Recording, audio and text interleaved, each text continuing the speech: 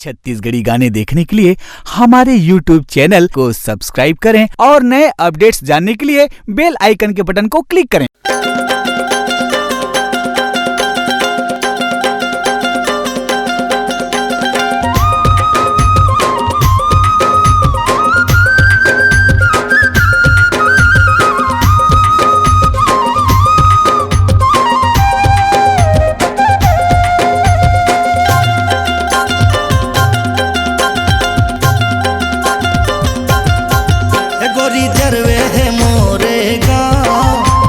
पीपर के सुघर छाँव गोरी जरवे है मोरे गाँव जी हाँ पीपर के सुघर छाँव मुला पूछत आवे वो गोरी संतोष जरवई हा मोरे नाम मुला पूछत आवे वो गोरी संतोष जरवई हा मोरे नाम।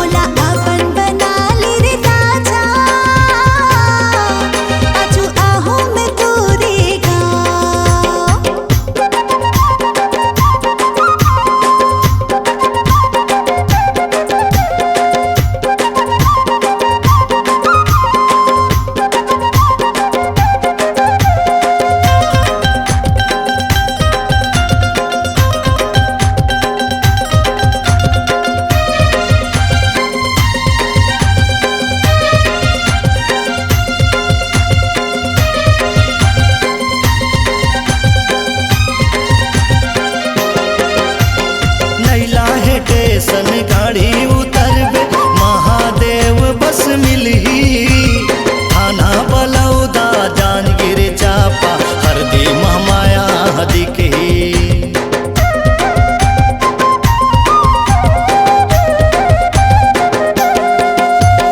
नैला है टेसन गाड़ी उतरबे महादेव बस मिली थाना बलौदा जांजगीर चापा हरदी थाना बलौदा जांजगीर चापा हरदी महामाया हदी के गोरी बड़का है बंधवा तालाब हेमा मंगरा के लगे जमाओ गोरी बड़का है बंधवा तालाब हेमा मंगरा के लगे जमा मुला पूछत आवे वो गोरी संतोष जरवई हा मोरे ना मुला पूछत आवे वो गोरी संतोष जरवई हा मोरे ना।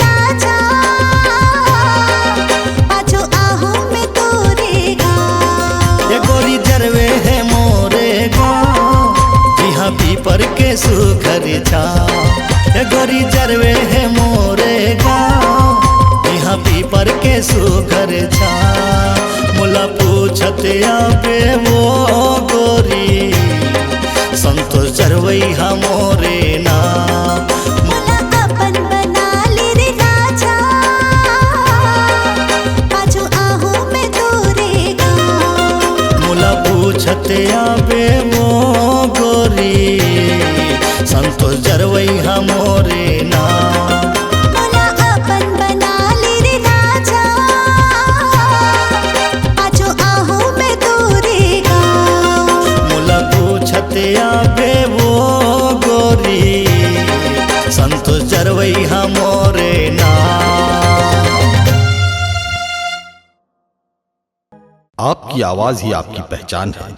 यदि आप अपनी आवाज को एक नया आयाम देना चाहते हैं तो चले आइए मल्टी ट्रैक डिजिटल रिकॉर्डिंग के लिए AVM audio video studio Khamtarai Raipur. Mobile number 9301523929 और 7869646201।